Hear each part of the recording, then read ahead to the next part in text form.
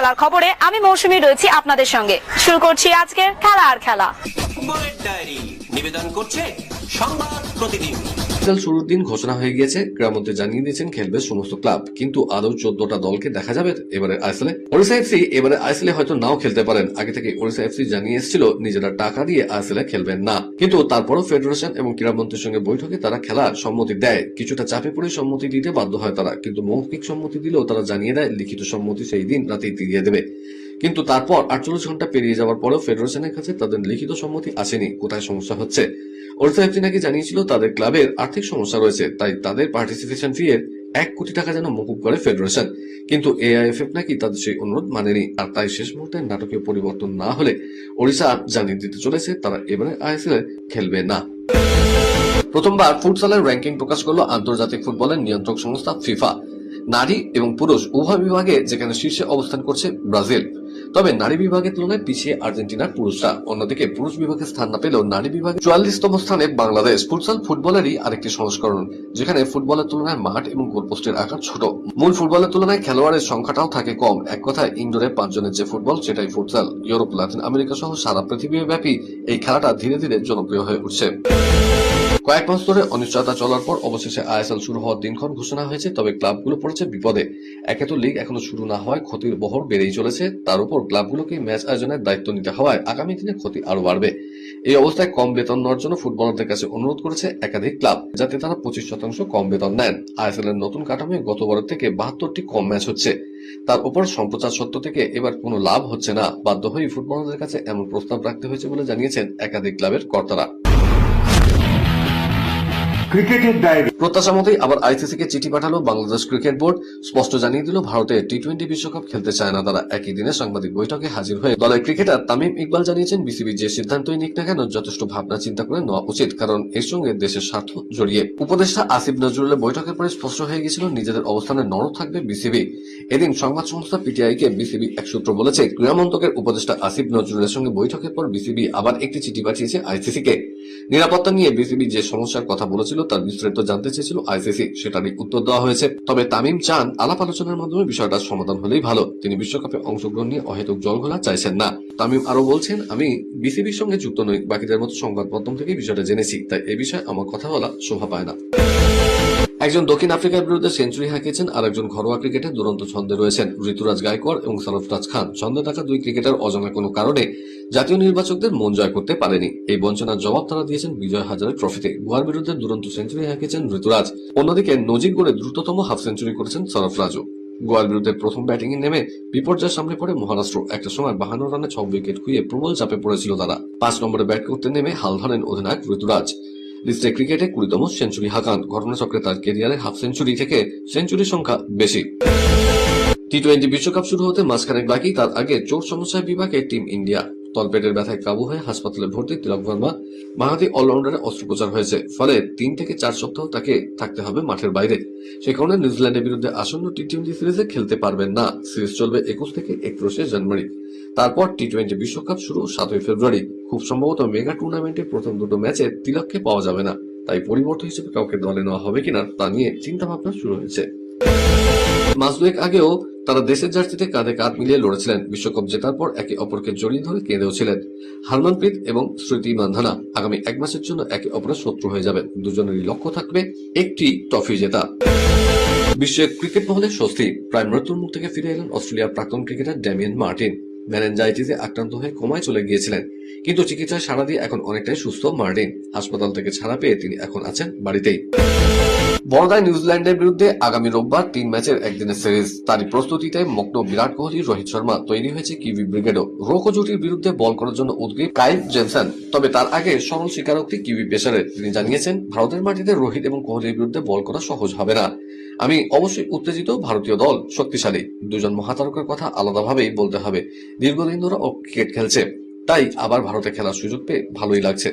ভারতের উইকেটে যে রোহিত কোহলির বিরুদ্ধে বল করা কঠিন সেটা সরাসরি মেনে নিয়েছেন তিনি আরো বলছেন, বিশ্বের যে কোনো প্রান্তে ওদের বিরুদ্ধে বল করা কঠিন, ঘরের মাঠে আরো বেশি কঠিন। সেই কারণেই ওদের এত রেকর্ড। আমার মনে হয় পুরো ভারতীয় লাইন আপকে বল করা চ্যালেঞ্জিং। আমাদের আগাম পরিকল্পনা করতেই হবে, সবটাই আমাদের কাছে একটা বড় চ্যালেঞ্জ। খেলাতে সময় হয়ে গেছে এখন একটা ছোট্ট ব্রেকের। ফিরছি ব্রেকের পর, দেখতে থাকুন খেলা আর খেলা।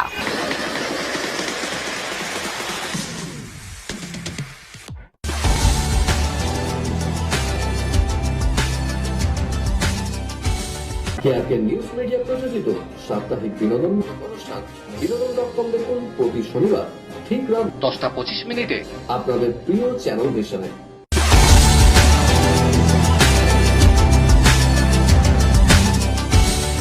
ব্রেকের পর ফিরে এলাম খেলা আর খেলাতে।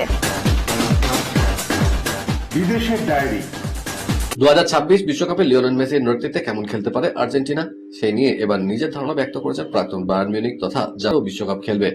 আর্জেন্টিনার জার্সিতে ওর মাঠে নামা মানে দলের খেলাটাই পাল্টে যেতে পারে, লুই পাল্টে দিতে পারে। আমেরিকাতে বিশ্বকাপ, যেখানে মেসি এখন প্রায় ঘরের ছেলে, সেই জন্য এবারের বিশ্বকাপে ওর প্রত্যাশা আরো বেশি। এবার মেসির যোগদানে আর্জেন্টিনার ফল ভালো হবে নাকি খারাপ সেটা অন্য প্রশ্ন, যদিও এক ঝলকে আর্জেন্টিনার গোড়ার দিকে প্রতিপক্ষ যাদের দেখলাম তাতে ওরা অনেক দূর এগোতেই পারে।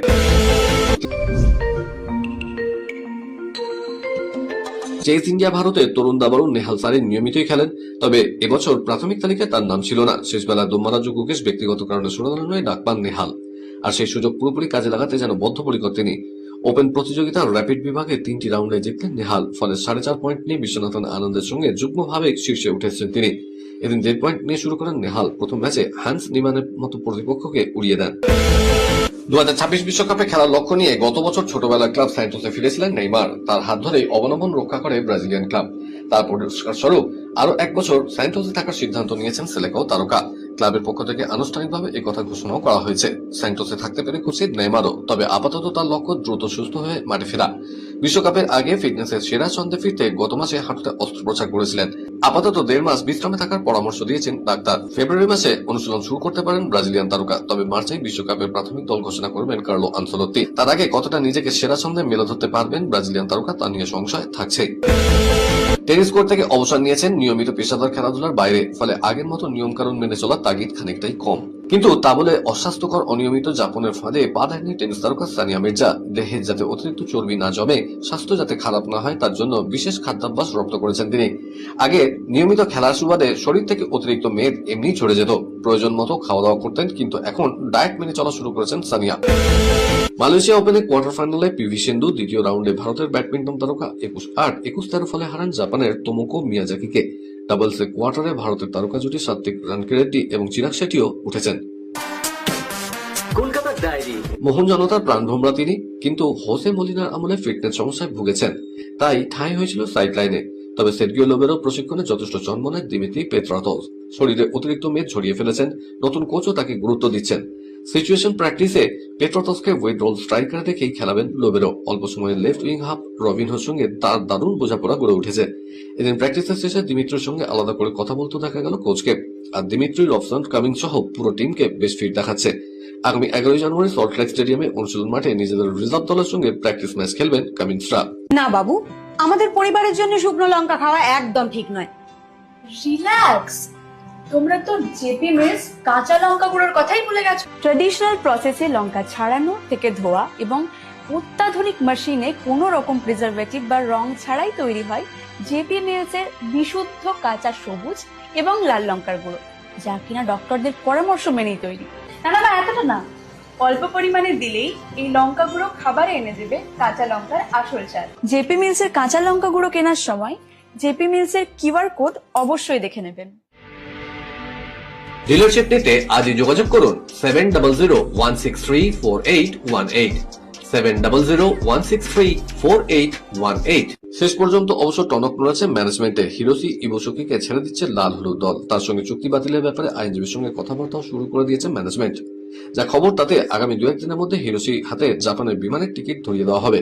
তবে তার পরিবর্তন হিসেবে নতুন স্ট্রাইকার নেওয়া হবে কিনা এই প্রশ্ন থেকেই যাচ্ছে। এবার 13 ম্যাচের আইএসএল, তাই ম্যানেজমেন্ট চাইছে ভারতীয় স্ট্রাইকার ডেভিড ও জেসনকে দিয়েই কাজ চালাতে। অস্কার ব্রুজো অবশ্য নতুন বিদেশি স্ট্রাইকার চেয়েছেন। ইস্ট বেঙ্গলের শীর্ষকর্তা দেবব্রত সরকারও নতুন বিদেশি নেওয়ার ব্যাপারে বলেছিলেন। এখন শেষ পর্যন্ত কি হয় সেটাই দেখার, তবে হিরোশির বিদায় নিশ্চিত। খেলার খেলা আজকের মতো এই পর্যন্তই।